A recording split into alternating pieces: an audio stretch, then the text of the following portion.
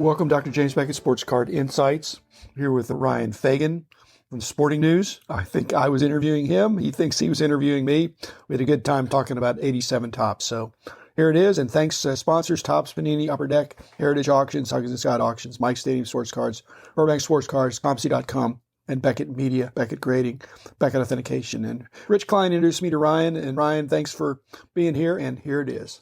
I started collecting in 87. That's my first set. I bought my first box in 2015. First one since way back. Bought a couple of them and wrote a little story. Then got back into it again like about 6 months before the pandemic hit.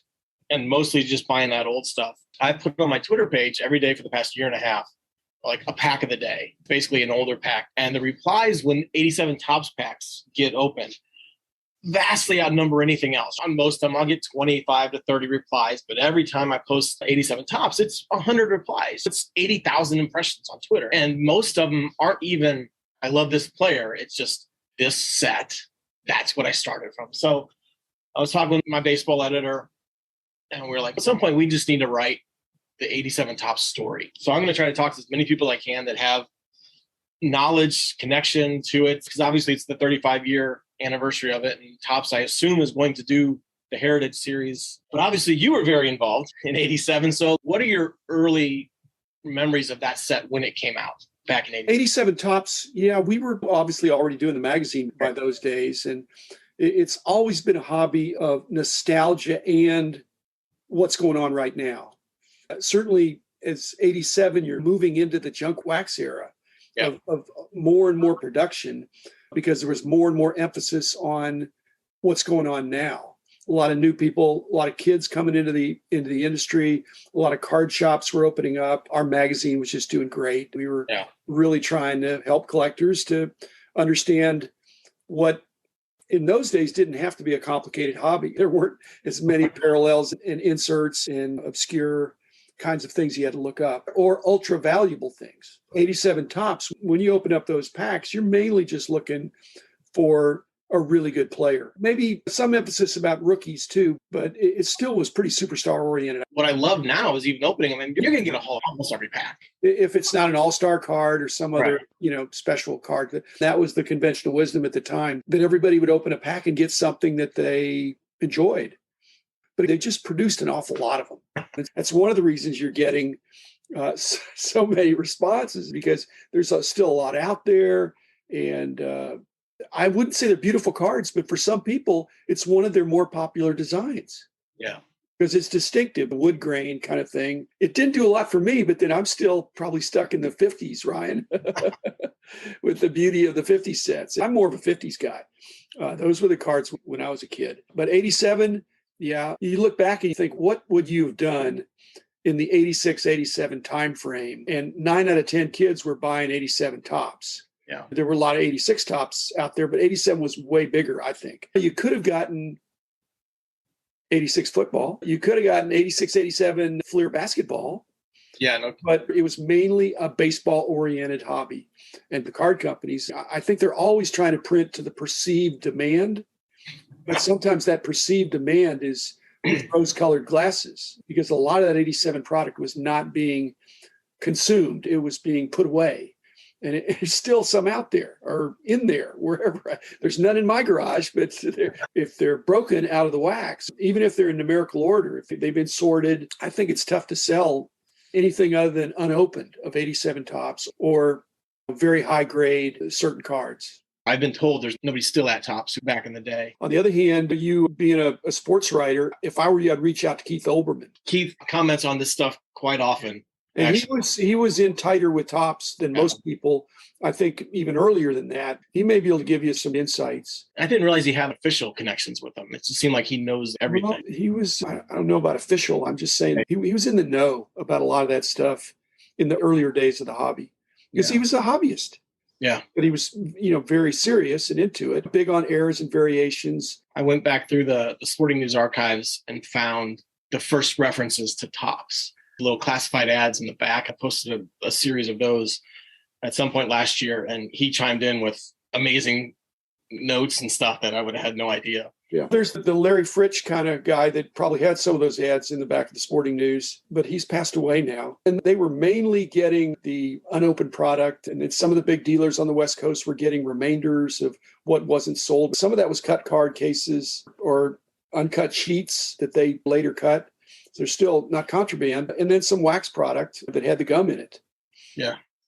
The box that I have right now is the rack packs because the last couple of wax boxes I bought, the gum had soaked through 3 cards or something. That's humidity. It's really tricky. I can't remember how many more years they did gum, but there were 2 negatives about the gum. One for collectors was the seepage, the change in humidity would damage the cards. But the card companies, they were actually hamstrung by the fact that they could not use metallic inks and other kinds of toxic materials because it was a FDA approved. It was in food. So that was limiting Topps in their creativity in packs with gum. Yeah, the 92 was the first one without it. And that was when they had the Topps Gold. So that makes sense. I didn't even think about it. I won't say there's nothing interesting about 87 Topps, but they just turned on the presses. They let it rip. And they made enough of them that everybody could have some. The perverse thought is that we are the beneficiaries in the Back to the Future time travel, that because Topps was so omnipresent in the late 80s, let's say, early 90s, because they were leading the way. They weren't a reluctant member of the overproduction group. They were right there.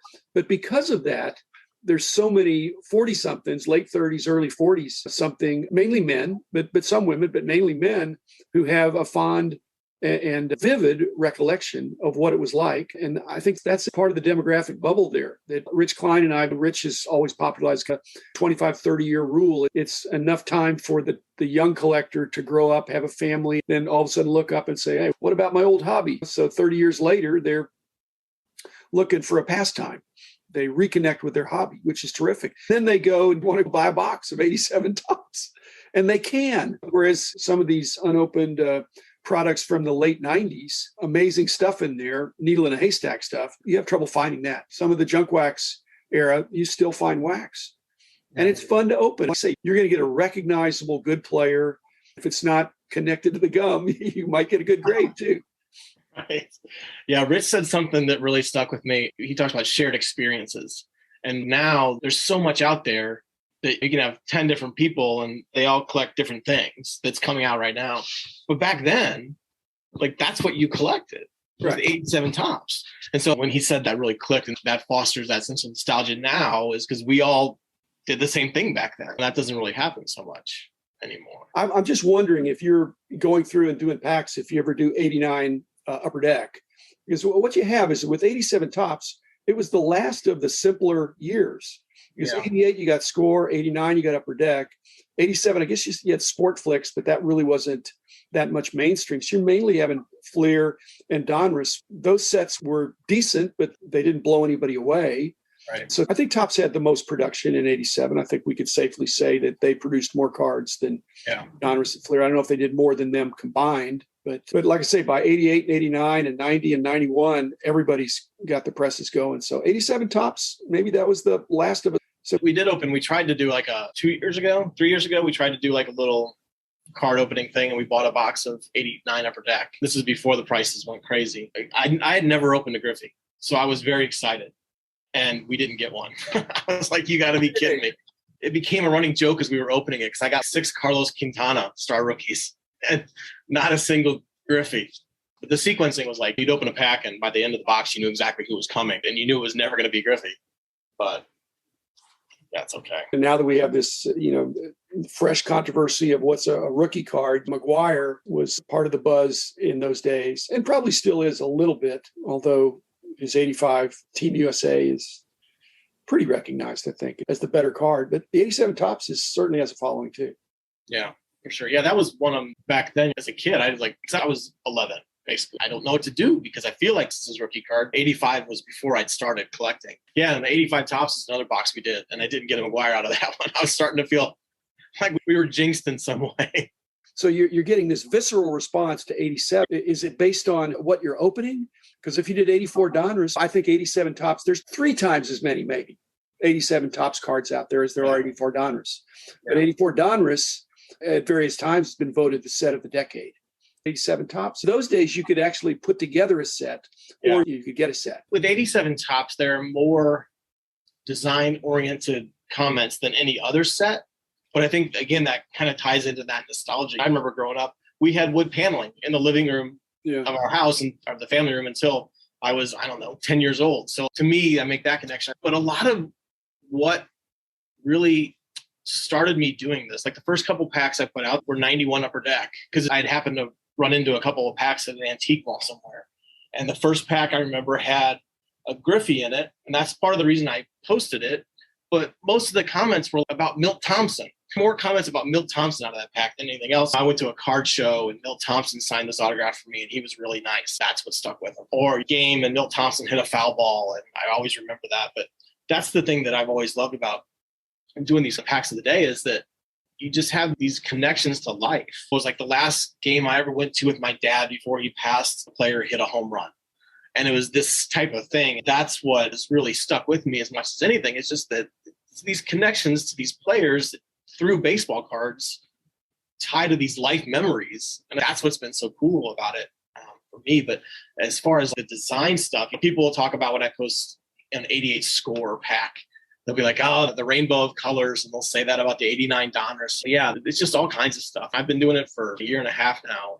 And Has anybody drawn the connection of 87 being the 25th anniversary of 62 tops? Yeah, Rich talked about that a little bit. And some people have mentioned it when I've done the packs. But to be honest, I hadn't really made that connection myself until other people brought it up. And that's one of the things that those little nuggets you love to find out, 63 and 83. I hadn't thought about that either until somebody pointed it out. Anybody lamenting the fact that 87 with a 792 card set, you actually could have a chance of getting almost any key player in baseball, whereas now very few sets are broad-based and really cover lots of players. They're mainly superstar and rookie oriented. So is that a concern from some of your feedback? Because Milt Thompson would not be included in most of today's sets. And yeah, I think a lot of it is they'll say like the problem with the bigger checklist is you can buy a box very easily, not get Bo or Barry, Larkin, or Bonds. And that's not so much the case now. Now, if you buy it, you're probably going to get the base card of most everybody. And you can contrast that to the basketball of those days, where those sets were 250 cards. If you buy a box, you're probably getting 2 or 3. And you mentioned the 86, 87 Fleer basketball. And that kind of stabs at me a little bit, because I had a buddy who bought 2 or 3 boxes because they were really cheap, and bought the boxes, opened them, put them in a closet somewhere, and opened them. Now they opened them 15 years ago. They were $10 a box. They were $10 a box. Exactly. And I paid 15 for my 87 tops, and I thought he was crazy for doing it. But who knows? In retrospect, you could retire on that one purchase. Well, exactly. But so are there any regretful statements? Because here's the thing: if you were into 87 tops 25 years ago, and then you were Rip Van Winkle, you went to sleep, and then you came back, whereas 86, 87 Fleer basketball, you've got to mortgage your house. But to jump back in with 87 tops baseball, you just hit the ground running. Yeah. And so that must be comforting. I think that's part of why people respond so much to those packs that I post, because they'll see it. They're like, oh, that's great. Oh, hey, look, I can go spend $30 and get this exact box and relive that all over again. I think that's part of the thing that they like, because people can join in, and then they will buy a box and post a pack and tag me in it. Okay, now it's your turn. I say the same thing every time. I say, tell me your favorite story about one of these players or these cards. And I worded it that way because of the 87 tops, because I wanted people to feel free to basically say whatever they wanted to. If I say that about 91 Fleer, maybe not 91 Fleer because they talk about how yellow it is, like 91 Donners, nobody talks about the design of that. But with 87 tops, they will. And so that's part of the reason that I have worded it specifically that.